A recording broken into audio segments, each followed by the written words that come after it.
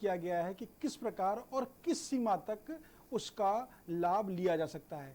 इस संबंध में ऑनरेबल सुप्रीम कोर्ट के जस्टिस दीपक मिश्रा जी और जस्टिस शिवकीर्ति सिंह जी ने अपना एक प्रतिपादित सिद्धांत दिया। उस सिद्धांत में बहुत ही क्लियरली उन्होंने मेंशन किया कि जो सेल्फ डिफेंस का ग्राउंड है उसका बेनिफिट किसको किस लेवल तक मिल सकता है।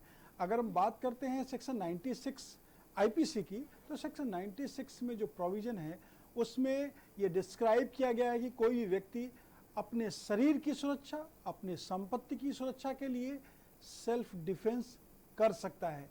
इसके साथ ही साथ अगर हम आगे बढ़ते हैं तो इसी क्रम में सेक्शन 100 में जो प्रोविजंस हैं उन प्रोविजंस में सेल्फ डिफेंस लेने के लिए किस लिमिट को क्रॉस नहीं करना है इसके प्रोविजंस दिए गए हैं। साथ ही साथ अगर हम सेल्फ डिफेंस की बात करते हैं तो सेक्शन 103 में शरीर की सुरक्षा के लिए, यानी आपके घर में आपके साथ कोई घटना घटित हुई, वो गृह अतिचार की घटना हो या लूट की घटना हो या कोई भी ऐसी गंभीर घटना जिससे जान जा सकती है, आपके साथ साथ आपके आसपास जो लोग हैं उनको शारीरिक नुकसान हो सकता है, जान जाने की स्थिति तक जा सकता है, तो निश्चित रूप से इसमें सेल्फ डिफेंस लेने के जो अधिकार हैं वो उस व्यक्ति को हैं जिसके साथ इस तरह की घटना संभावित है या घटना घटित हो रही है।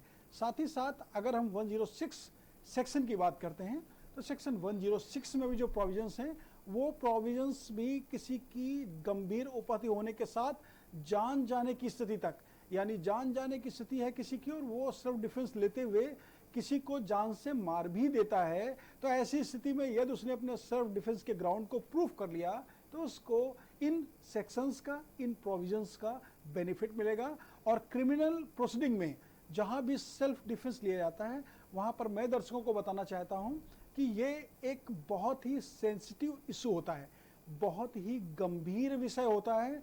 सेल्फ डिफेंस के ग्राउंड को प्रूफ करना थोड़ा सा टफ होता है, लेकिन अगर घटनाक्रम में एक्चुअल में सेल्फ डिफेंस लिया गया है तो निश्चित रूप से उस सेल्फ डिफेंस का बेनिफिट अकॉर्डिंग टू प्रोविजंस, यानी सेक्शन 96 से लेकर के 106 तक। इस बीच में एक बात मैं और दर्शकों को बताना चाहता हूं, जो प्रोविजंस है उसमें बहुत कुछ क्लियर किया गया है। अर्थात कोई विकटचंद व्यक्ति है, अगर वो आपके साथ किस तरह की कोई घटना कारित करता है, आपको उपहत करता है, तो वहां पर भी आप सेल्फ डिफेंस ले सकते हैं। और जो प्रतिपादित सिद्धांत हैं उन प्रतिपादित सिद्धांत में यदि आपके पास कोई लाइसेंसी आर्म है और उससे आप सेल्फ डिफेंस लेना चाहते हैं तो उसके भी प्रोविजंस हैं कि आप जिससे अपने आप को बचा रहे हैं, यानी बचाव जिससे आप कर रहे हैं उसको आप किस कंडीशन तक घायल कर सकते हैं। यानी कमर के नीचे पैर में आप अपने लाइसेंसी रिवॉल्वर से गोली मार के उसको अगर घायल करते हैं और सेल्फ डिफेंस का ग्राउंड लेते हैं, वो व्यक्ति आपको जान से मारने की कोशिश कर रहा होता है, तो ये निश्चित रूप से आपके केस में आपको एविडेंस के रूप में सपोर्ट करता है। तो प्रोविजंस के अकॉर्डिंग जो भी सेल्फ डिफेंस लेता है उसको बहुत ही गंभीरता से अपने एविडेंस को प्रॉपर्ली पेश करना चाहिए। जी बिल्कुल, तो नंबर लगातार फ्लैश हो रहे हैं, आप सभी कॉलर्स हमें कॉल कर सकते हैं, आपके जो भी सवाल हैं यहाँ पर अभी सभी सवालों के जवाब दिए जाएंगे। हमारे साथ शिवानी गुप्ता भी लगातार मौजूद है। शिवानी जी, पहले एक सवाल एक मेरा आपसे भी यही रहेगा, इससे पहले हमारे साथ एक कॉलर जुड़ चुके हैं, अरमिंदर सिंह है दिल्ली से। अमरिंदर जी सवाल पूछिए।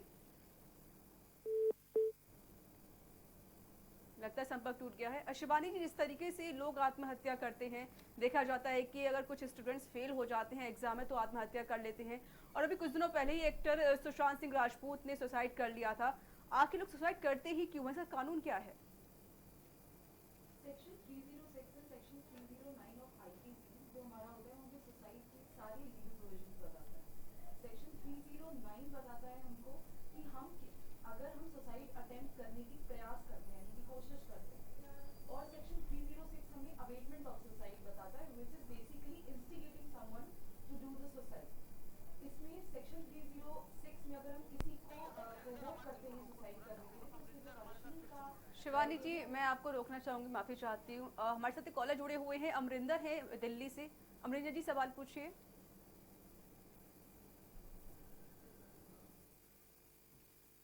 जी, आपको मेरी आवाज मिल रही है?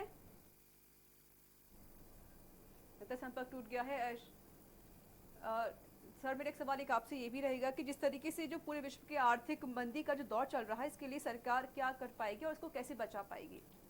देखिए, जो लॉकडाउन की सिचुएशन है, यानी लॉग आउट होने की वजह से जो सिचुएशन इस समय भारतवर्ष में देखने को मिल रही है, भारतवर्ष ही नहीं वरन पूरे विश्व में ऑल ओवर वर्ल्ड जो प्रॉब्लम्स आ रही हैं वो प्रॉब्लम्स कोविड-19 की वजह से हैं। इसका इम्पैक्ट या इसका जो प्रभाव है वो प्रभाव अभी आर्थिक मंदी के रूप में भी दिखाई देना प्रारंभ हो गया है, और ये आर्थिक मंदी सिर्फ इंडिया में ही नहीं वरन पूरे विश्व में है, ऑल ओवर वर्ल्ड है। हम उदाहरण के तौर पर बताना चाहते हैं कि जो बिजनेस है वो बिजनेस ऑल ओवर वर्ल्ड यानी एक्सपोर्ट इंपोर्ट का जो बिजनेस है या इस तरह के जो भी बिजनेस है जिनसे दो देशों के बीच के संबंध बनते हैं और उनके बीच में व्यापारिक आदान प्रदान होता है, ये कहीं ना कहीं प्रभावित हुए हैं। एयरवेज का बंद होना, होटल टूरिज्म की इंडस्ट्री का बंद होना या मैन्युफैक्चरिंग यूनिट का बंद होना। मैं बताना चाहता हूं कि यदि हम इंडिया की बात करते हैं तो इंडिया का कई देशों से जो व्यापार होता है उसमें मुख्यतः चाइना हो गया, यूनाइटेड स्टेट, सऊदीया, इसी तरीके से जर्मनी, ऑस्ट्रेलिया, इसके अलावा और भी बहुत सारे कंट्रीज हैं जिनसे बहुत ज़्यादा बिजनेस होता है। और एग्जाम्पल मैं देना चाहूँगा चाइना का। चाइना से जो मैन्युफैक्चरिंग होती थी वो मैन्युफैक्चरिंग इंडिया में होकर के आती थी, यानी इंडिया उसका एक बहुत बड़ा मार्केट था। इसी प्रकार अगर हम होटल इंडस्ट्री या टूरिज्म की बात करते हैं तो इंडिया में ही गोवा के बारे में सभी को मालूम है कि वहाँ टूरिज्म बेस ही बिजनेस था। ऐसे बहुत सारे स्थान हैं जिनके बिजनेस को प्रभावित होना पड़ा कोविड-19 की वजह से। अभी जो कोविड-19 का प्रभाव है इसकी वजह से आपने देखा वर्ल्ड की बहुत सारे स्टॉक एक्सचेंज धराशायी हो रहे हैं, यानी जो स्टॉक मार्केट है उस स्टॉक मार्केट में लोगों के लॉसेज हो रहे हैं।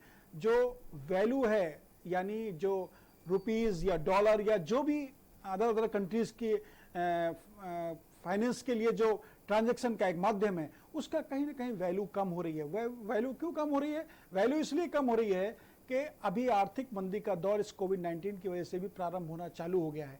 इसको अगर हम बहुत ही शॉर्ट फॉर्म में बात करें तो अपने देश के लिए जो अपना संविधान है उस संविधान में चैप्टर 18 में जो प्रोविजंस हैं उन सेक्शन चैप्टर 18 में प्रोविजंस में इमरजेंसी की बात कही गई है।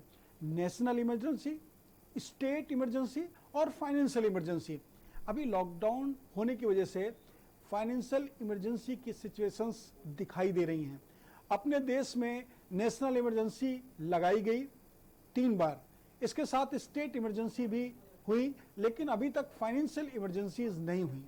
फाइनेंशियल इमरजेंसीज के लिए 1991 में गवर्नमेंट ने एक बार कोशिश की थी, लेकिन उस समय भी फाइनेंशियल इमरजेंसीज लग नहीं पाई थी। उसका रीज़न ये था कि जो उस समय की तत्कालीन सेंट्रल गवर्नमेंट थी उसने फॉरेन की जो भी कंपनीज थी उनको इंडिया में बिजनेस करने की छूट दे दी। उन कंपनीज को इंडिया में आके अपनी मैन्युफैक्चरिंग यूनिट लगाने का, यहाँ पर अपने ट्रांजैक्शन करने का, इंपोर्ट एक्सपोर्ट को बढ़ावा देने का, वो जो उस समय उस गवर्नमेंट ने पॉलिसीज जनरेट की उसकी वजह से जो फाइनेंशियल इमरजेंसी लगनी थी 1991 में वो नहीं लग पाई। अभी देश को जो रिसेशन है या जो इस तरह से इम्पैक्ट पड़ा है कोविड-19 का फाइनेंस पे या बिजनेस पे, उसको सरवाइव करने के लिए अपनी एक क्लियर पॉलिसी बनानी चाहिए और सेंट्रल गवर्नमेंट, स्टेट गवर्नमेंट इस दिशा पे बहुत ही मजबूत कार्य कर रही है। सेंट्रल गवर्नमेंट ने बहुत सारे ऐसी पॉलिसीज बनाई हैं जिससे स्वरोजगार, जो देश के अंदर यूनिट लगाएंगे उनके लिए जो सहूलियतें हैं, जो देश के अंदर रोजगार देंगे उनके लिए जो सहूलियतें हैं, चाहे वो फाइनेंशियल सहूलियत हो, चाहे वो सामाजिक सहूलियत हो और चाहे वो प्रशासनिक सहूलियत हो। माननीय प्रधानमंत्री जी ने 20 लाख करोड़ का पैकेज बिजनेस को बढ़ावा देने के लिए घोषित किया। इसी तरीके से स्टेट गवर्नमेंट भी अपने जो प्रोविजंस, अगर हम उत्तर प्रदेश की बात करते हैं तो उत्तर प्रदेश के मुख्यमंत्री जी ने उत्तर प्रदेश में उद्योगों को बढ़ावा देने के लिए या जो बाहर से उद्योग आकर के यहाँ स्थापित करना चाहते हैं उनको छूट देने के लिए जो कार्य योजना बनाई है वो कार्य योजना अति सराहनीय है। और निश्चित रूप से इससे रिसेशन की जो प्रॉब्लम्स हैं यानी फाइनेंशियल क्राइसिस की जो प्रॉब्लम्स हैं, जॉब की जो प्रॉब्लम्स हैं या लोगों के स्थापित होने की प्रॉब्लम्स हैं, ये आगे आने वाले समय में ठीक हो सकती हैं। तो सभी कॉलर्स हमें कॉल कर सकते हैं, नंबर लगातार फ्लैश हो रहे हैं। आपके जो भी सवाल हैं यहाँ पे आपके सभी सवालों के जवाब दिए जाएंगे। हमारे साथ एक कॉलर जुड़े हुए हैं, विवेक है लखनऊ से। विवेक जी सवाल पूछिए। संपर्क टूट गया है। विवेक जी आप हमें फिर से कॉल कर सकते हैं, सवाल पूछ सकते हैं। और धर्मेंद्र जी, जिस तरीके से जो देखा जाता है कि जब कोर्ट में जाते हैं तो क्या ऑडियो और वीडियो साक्ष्य मान्य होते हैं, इसके लिए क्या कुछ है? देखिए, जो एविडेंस एक्ट में प्रोविजंस हैं उसमें सेक्शन 65B में बहुत ही क्लियर मेंशन किया गया है कि जो आज के समय में सब लोग गैजेट का सहारा लेकर के जीवन जी रहे हैं, यानी हर व्यक्ति के हाथ में एक मोबाइल है, हर व्यक्ति जो कार्य करने वाला है उसके पास एक लैपटॉप है, एक कंप्यूटर है, यानी गैजेट के सहारे अपनी जिंदगी को जी रहे हैं। निश्चित रूप से कहीं कोई घटनाक्रम होता है, उस घटनाक्रम में जो एविडेंस है उस एविडेंस को लोग कलेक्ट करने की कोशिश करते हैं। उदाहरण के तौर पर बताना चाहते हैं कि कहीं पर किसी के बीच में विवाद हुआ, उस व्यक्ति ने अपने मोबाइल से मोबाइल की वीडियो फोटोग्राफी कर ली, तो निश्चित रूप से अभी जो honourable supreme court, honourable high court के कई प्रतिपादित सिद्धांत आए हैं उनमें वीडियो और ऑडियो दोनों रिकॉर्डिंग को कोर्ट में एक्सेप्टेंस दी गई है एविडेंस के रूप में। लेकिन वहां पर कोर्ट का डिस्क्रिशन है, यानी कोर्ट का स्वविवेक है कि वो इस तरह की एविडेंस को स्वीकार करे अथवा ना करे। इसके लिए कई स्पेसिफिक कंडीशंस भी हैं कि जो ऑडियो रिकॉर्डिंग है उसमें कहीं कोई टेम्परिंग ना की गई हो, उसमें कहीं कोई छेड़छाड़ ना की गई हो। जो वीडियो रिकॉर्डिंग है उसमें कहीं कोई टेम्परिंग ना की गई हो, कोई छेड़छाड़ ना की गई हो और मूल के रूप में ये प्रस्तुत की गई हो। यहाँ ये भी जानना आवश्यक है कि जो रिकॉर्डिंग है उस रिकॉर्डिंग की मियाद बहुत ज़्यादा ना हो, यानी 5 साल से अंदर की अगर वो रिकॉर्डिंग है तो उस रिकॉर्डिंग को कोर्ट आसानी से एविडेंस के रूप में एक्सेप्ट कर लेती है। तो जो एविडेंस एक्ट के प्रोविजंस हैं उन प्रोविजंस में ये ऑडियो और वीडियो की रिकॉर्डिंग को भी कोर्ट ने मान्यता दी है और साक्ष्य के रूप में ग्राह्य करने का अधिकार दिया है न्यायालय को। और न्यायालय स्वविवेकानुसार किसी भी व्यक्ति द्वारा अपने ट्रायल के दरमियान यदि इस तरह का कोई भी साक्ष्य, यहाँ मैं बताना चाहूँगा उस साक्ष्य की रेलिवेंसी बहुत आवश्यक है, यानी उसकी अगर सुसंगता नहीं है तो उसको कोर्ट नहीं एक्सेप्ट करेगी। अर्थात जो घटनाक्रम से संबंधित ट्रायल चल रहा है उस घटनाक्रम से संबंधित ही वो ऑडियो और वीडियो एविडेंस के रूप में प्रेजेंट होना चाहिए। कहीं पर अगर मारपीट हुई है तो उस मारपीट का ऑडियो रिकॉर्डिंग या वीडियो रिकॉर्डिंग होगा तो उसको न्यायालय एक्सेप्ट कर सकता है, लेकिन उस संबंध में कोई दूसरी बात जिसको रिकॉर्ड की गई और उसको एविडेंस के रूप में सिर्फ इसलिए कि साहब केस का कॉज ऑफ एक्शन इससे बनता है, इस तरह के एविडेंस को कोर्ट स्वीकार करने के लिए बाध्य नहीं है। तो इन एविडेंस को बहुत ही गहनता के साथ अध्ययन करते हुए, उसको समझते हुए और लीगल जो पैराफेरी है यानी जो टेरिटरी है लीगल, उसके अकॉर्डिंग उसको न्यायालय के समक्ष अगर प्रस्तुत किया जाता है तो निश्चित रूप से न्यायालय इसको एविडेंस के रूप में एक्सेप्ट करती है और एक्सेप्ट करने के साथ ही उसको ट्रायल का निर्णय भी होता है। लेकिन धर्मेंद्र जी, देखा जाता है कि आजकल जो टेक्नोलॉजी का इस्तेमाल काफ़ी ज़्यादा हो रहा है, अगर कोई ऑडियो फेक आती है या फिर वीडियो फेक आती है तो क्या उसको साक्ष्य भी माना जाएगा, क्योंकि उसकी पहचान कैसे कर सकते हैं? देखिए, ऑडियो और वीडियो दोनों अगर ओरिजिनल हैं तो उनको न्यायालय के समक्ष साक्ष्य के रूप में प्रस्तुत कर सकते हैं, लेकिन अगर उनमें किसी भी तरह की कोई छेड़छाड़ की गई है तो आजकल जो प्रोसेस है, लीगल प्रोसेस की बात करने के साथ ही हम उसकी जो जांच की बात करते हैं, फॉरेंसिक की जो रिपोर्ट आती है, फॉरेंसिक जांच की रिपोर्ट से काफ़ी कुछ क्लियर हो जाता है। अगर वीडियो में कोई टेम्परिंग की गई है, यानी किसी के फेस को किसी के साथ एसोसिएट कर दिया गया है, किसी की वॉइस को कहीं भी टेम्पर्ड करके किसी की वॉइस जोड़ दी गई है, यानी वर्ड को चेंज कर दिया गया है, या किसी भी तरह की छेड़छाड़ की गई है, आप बिल्कुल ठीक कह रही हैं। आज के लिए जो समाज में स्थितियां हैं, बहुत सारे ऐसे फेक वीडियो, फेक ऑडियो बना करके लोग सोशल मीडिया में उसको शेयर करते हैं। सोशल मीडिया में जाने से उसमें कहीं ना कहीं समाज पे एक ऐसा प्रभाव पड़ता है जो प्रभाव नहीं पड़ना चाहिए, तो ये गंभीर अपराध की श्रेणी में भी आता है। कोई किसी भी वीडियो को अगर छेड़छाड़ करते हुए उसको गलत मंशा से यानी रॉन्ग इंटेंशन से नॉलेज के साथ कहीं पर भी यूज करता है तो उसके लिए क्रिमिनल प्रोसीडिंग्स के जो प्रोविजंस हैं वो क्रिमिनल प्रोसीडिंग्स होती हैं, और आजकल इस तरह के केसेस आम चलन में देखने को मिल रहे हैं। तो निश्चित रूप से ये एक गंभीर अपराध की श्रेणी में आता है। कोई भी ऑडियो और कोई भी वीडियो अगर उसमें किस तरह की छेड़छाड़ की गई है, किस तरह की टैंपरिंग की गई है या किसी भी तरीके से उसको परिवर्तित किया गया है, तो ये एविडेंस एक्ट के अकॉर्डिंग न्यायालय के समक्ष साक्ष्य में स्वीकार नहीं की जा सकती है। और धर्मेंद्र जी, देखा जाता है कि कुछ लड़कियों की जो पिक्चर्स होते हैं उनको सोशल मीडिया पे अपलोड कर दिया जाता है, कुछ अश्लील वीडियोस भी होते हैं उनके खिलाफ दे दी जाती है, तो इसके लिए क्या कानून होते हैं, क्योंकि इसमें जो कुछ लड़कियां होती वो आत्महत्या भी कर लेती हैं।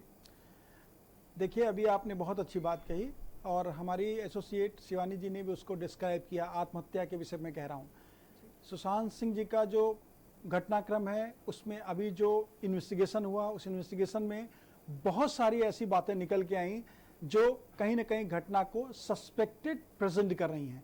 साथ ही साथ जो लोग इस तरह का कृत्य करते हैं वो गंभीर अपराध की श्रेणी में आता है। मैंने कि जैसा पहले बताया, आईटी एक्ट में जो प्रोविजंस हैं, अभी हर मंडल में, अगर हम उत्तर प्रदेश की बात करते हैं तो हर मंडल में मुख्यालय पर आईटी सेल की जो स्थापना की गई, आईटी सेल की स्थापना तो हर जिले में है, लेकिन अब आईटी से संबंधित एक स्पेसिफिक थाने को स्थापित किया गया है जहां पर सिर्फ आईटी सेल के ही मामलात को दर्ज किया जाएगा। उत्तर प्रदेश में मैं बात करूं तो उत्तर प्रदेश सरकार ने कई जगहों पर, उदाहरण के तौर पर कानपुर बताना चाहता हूं, कानपुर में भी जो आईटी सेल का थाना बना है उस थाने में आईटी सेल से संबंधित जितने भी विवाद हैं उनकी प्रथम सूचना रिपोर्ट दर्ज की जाएगी, उनको क्राइम नंबर अलॉट किया जाएगा और वहां पर जो पुलिस ऑफिसर्स हैं वो सारे पुलिस ऑफिसर्स इस सब्जेक्ट पर नॉलेज रखते हैं और आईटी संबंधित उनको knowledge time to time provide की जाती है, जिससे कि इस तरह के अपराध का इन्वेस्टिगेशन कर सकें। इन्वेस्टिगेशन में देखने को बहुत सारे ऐसे मामले मिल रहे हैं कि लड़कियों के साथ लोग फेसबुक में या अन्य सोशल मीडिया के माध्यम से दोस्ती कर लेते हैं।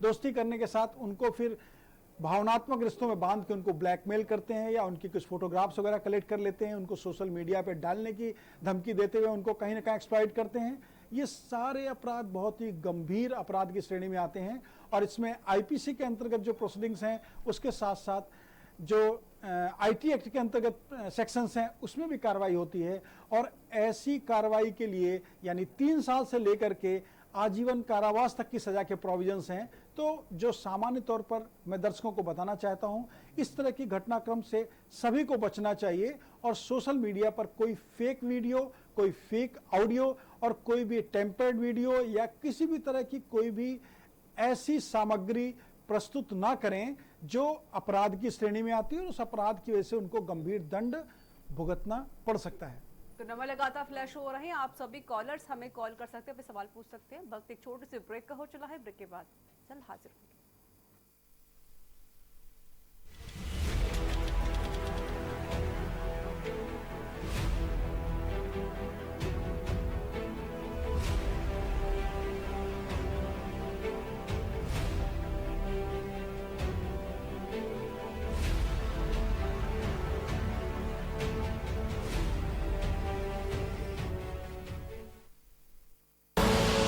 आप देख रहे हैं के न्यूज, खबरों का सारथी। आईपीएल पान मसाला, इसमें है शिमोगा की मशहूर सुपारी, केरल के बागों से इलायची, सोलन के जंगलों से उत्पादित शुद्ध कत्था, असली फूलों की खुशबू और प्योर चंदन के तेल से निर्मित 0% निकोटीन, 0% टोबैको युक्त आईपीएल पान मसाला।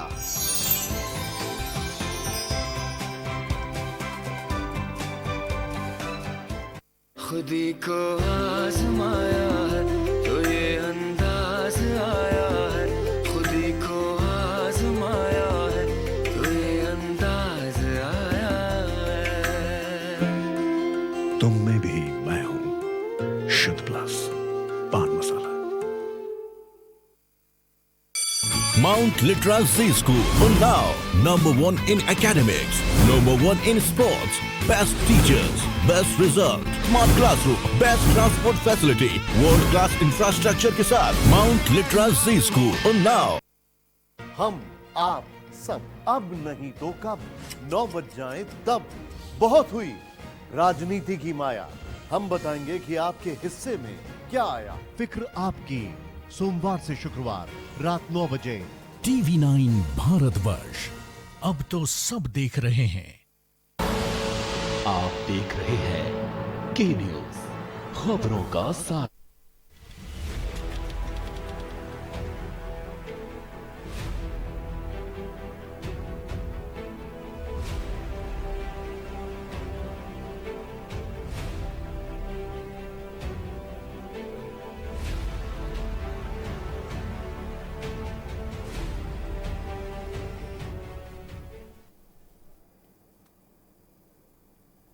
ब्रेक के बाद एक बार फिर से आप सभी का स्वागत है। तो आप सभी कॉलर्स हमें कॉल कर सकते हैं, नंबर लगातार फ्लैश हो रहे हैं। हमारे साथ शिवानी गुप्ता भी लगातार मौजूद है। शिवानी जी, एक सवाल मेरा आपसे ये भी रहेगा कि जिस तरीके से जो लोग सुसाइड कर लेते हैं, जैसे कि किसी के एग्जाम में फेल हो जाना, किसी के नंबर अच्छे नहीं आते, तो ज़्यादा स्टूडेंट्स होते हैं वो सुसाइड कर लेते हैं, या फिल्मी दुनिया हो या फिर कोई और फील्ड क्यों ना हो, तो लोग आत्महत्या कर लेते हैं। इसकी वजह क्या होती है? और कुछ दिनों पहले ही सुशांत सिंह राजपूत ने आत्महत्या कर ली थी, और इसके लिए क्या कुछ नियम कानून बनाए गए हैं? देखिए, ये जो आत्महत्या होती है इसके कई कारण हो सकते हैं। डिप्रेशन हो सकता है, ट्रॉमा हो सकता है, सोशल आइसोलेशन हो सकता है, होपलेसनेस हो सकती है। कई सारे बहुत स्टेटेड रीजंस हैं हमारे लॉ में जो ये बताते हैं कि किसी की भी मेंटल इलनेस की वजह से सुसाइड कमिट कर सकता है कोई भी। इसके लिए 2 सेक्शंस बहुत ही स्पेसिफिकली आईपीसी के अंतर्गत हमें एक्सप्लेन किए गए हैं, which is section 306 and 309। 306 is abetment of suicide. अगर हम किसी को सुसाइड करने के लिए प्रोवोक करते हैं, इंस्टिगेट करते हैं। एंड सेक्शन 309 स्टेट्स अगर हम अटेम्प्ट टू सुसाइड, हम अपनी सेल्फ विश से सुसाइड करने का कोई प्रयास करते हैं। दोनों में ही कुछ लीगल प्रोविजंस हैं। पहले मैं सेक्शन 306 का बताना चाहूँगी। अगर हम किसी को सुसाइड करने के लिए प्रोवोक करते हैं तो इसमें जो हमारा इम्प्रिजनमेंट है which is 10 years along with the fine. And section 309 की बात अगर हम करते हैं, अगर हम अटेम्प्ट टू सुसाइड की बात करते हैं, तो इसमें इम्प्रिजनमेंट जो है हमारा वो 1 साल का है। हालांकि एक सर्वे के according article 21 which is life liberty to life, ये हमारे इंडियन कॉन्स्टिट्यूशन के आर्टिकल 21 को एक तरीके से वॉयलेट करता है। इसलिए इसको वॉयलेट करता है क्योंकि everybody has wish to do anything अपनी ज़िंदगी में। तो यहाँ पे एक आर्टिकल 21 की जब बात हुई थी तो इसके लिए 309 को रिपील करने की बात करी गई थी कि 309 अटेम्प्ट टू सुसाइड इंसान अपनी विश से करता है। इसके लिए एक ज्ञान Kaur versus state of Punjab में एक आर्ग्यूमेंट भी हुआ था जिसमें ये बोला गया था कि आर्टिकल 21 को वॉयलेट करता है ये हमारा सेक्शन 309। इसको हम इसको एक टर्म यूज करा जाता है यूथेनेशिया। यूथेनेशिया हमारा 2 तरीके का होता है, एक्टिव एंड पैसिव। एक्टिव क्या होता है? अगर हम किसी भी तरीके का कोई पॉइजन या कोई ऐसी चीज इनटेक करते हैं अपनी लाइफ को खत्म करने के लिए। पैसिव यूथेनेशिया होता है जो कोई डेड बेड पे है, उसको अगर हम अपनी विश से उसकी उस पेन को खत्म करने के लिए अगर हम करते हैं तो वो पैसिव यूथेनेशिया होता है। Passive euthanasia according to supreme court की रूलिंग के अकॉर्डिंग ये लीगल माना जाता है। जैसे कि अभी सुशांत सिंह राजपूत है, हालांकि अभी एक क्लियर केस ऑफ मर्डर है या फिर ये एक सुसाइड अटेम्प्ट है, ये अभी क्लियर नहीं हुआ है। बट जितनी भी जो भी अभी तक हम लोगों को अपडेट्स मिली है उसके अकॉर्डिंग वो एक डिप्रेशन और ट्रॉमा से गुजर रहा था, इस वजह से उसने सुसाइड किया। नरेंद्र मोदी ने बहुत पहले इस सेक्शन को रिपील करने की बात इसलिए करी थी कि सेक्शन 309 की बात मैं कर रही हूँ, जिसमें ये बोला गया था कि कोई भी इंसान एक ट्रॉमा से गुजर रहा है तो उसमें किसी भी तरीके का इम्प्रिजनमेंट नहीं होना चाहिए क्योंकि वो ऑलरेडी डिप्रेशन एंड ट्रॉमा से गुजर रहा है। इसीलिए सेक्शन 306 को रिपील करने की बात करी गई थी। एक एनजीओ की रिपोर्ट के अकॉर्डिंग अगर हम बात करें तो इंडिया में सुसाइड केसेस का सबसे बड़ा कारण है कि यहाँ पे रिहैबिलिटेशन सेंटर्स, हेल्पलाइंस या किसी को भी उस लॉस और उस पेन से किस तरीके से निकाला जाए, इस तरीके के सेंटर्स की बहुत कमी है। अगर लोगों को इसके बारे में रिहैबिलिटेट करा जाए, उनको इस तरीके की एजुकेशन प्रोवाइड करी जाए कि suicide is not the permanent solution, तो शायद चीज़ों में कुछ बदलाव आ सकता है। नेशनल क्राइम ब्यूरो की रिपोर्ट के अकॉर्डिंग हर एक आवर में अराउंड 15 पीपल सुसाइड अटेम्प्ट करते हैं। उसका रीजन होता है major two reasons are there. एक एजुकेशन सिस्टम, सेकेंड अगर आपकी मैरिटल लाइफ सक्सेसफुल नहीं है तो लोग जनरली सुसाइड करते हैं। इन दिनों अभी सुसाइड के जो मेजर रीजंस अभी सामने आएंगे क्योंकि कोविड-19 की वजह से लोग रिसेशन बहुत ज़्यादा आ रहा है, लोगों की जॉब्स जा रही हैं, लोगों के ऊपर मेंटल प्रेशर है, तो उसमें भी सुसाइड अटेम्प्ट करने के चांसेस लोगों के बहुत ज़्यादा हैं। इसीलिए but in the end I really want to suggest everyone कि suicide is not the solution, kindly go for some rehabilitation और mental help. Thank you so much. Shivani ji, अगर कुछ लोग सुसाइड कर लेते हैं, अगर वो बच भी जाते हैं तो उनके खिलाफ कोई कार्रवाई होती है और किस तरह की धारा के खिलाफ कार्रवाई की जाती है? अगर वो बच जाते हैं, जैसा कि मैंने बताया कि सेक्शन 309 में अटेम्प्ट टू सुसाइड के कुछ प्रोविजंस हैं। Section 309 which basically states that कि अगर आप सुसाइड अटेम्प्ट करते हैं, और बेसिकली इसमें ये कॉन्सेप्ट होता है कि अगर आप सुसाइड अटेम्प्ट कर रहे हैं तो ये और लोगों को प्रोवोक कर रहा है कि अगर आप ट्रॉमा या किसी डिप्रेशन से गुजर रहे हैं तो आप सुसाइड अटेम्प्ट कर लें। लेकिन इसी के लिए इसी में ये सेक्शन था कि अगर आप सुसाइड अटेम्प्ट करते हैं तो आपको 1 ईयर का इम्प्रिजनमेंट अलॉन्ग विद फाइन पे करना पड़ता है।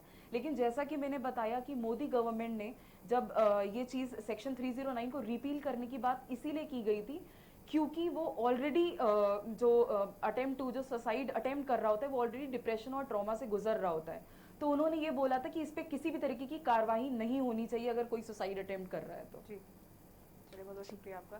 धर्मेंद्र जी, जो CBI है या फिर कुछ उच्च संस्थान है जो उच्च पदों पर बैठे हुए, तो उनको हटाने के लिए क्या कुछ कार्रवाई होती है? क्या उनको हटाया जा देखिए, सकता है? जैसा कि आपने CBI के लिए आपने इंगित किया, अभी कुछ ही समय पहले एक बहुत ही इम्पोर्टेंट केस धर्मेंद्र जी, लोगों को मैं देखने को माफी मिला। चाहती हूँ, आपको जी। रोकना चाहते हैं जी। तो ऐसे सीधे लखनऊ चलते हैं जहाँ पर यूपी सरकार की प्रेस कॉन्फ्रेंस हो रही है।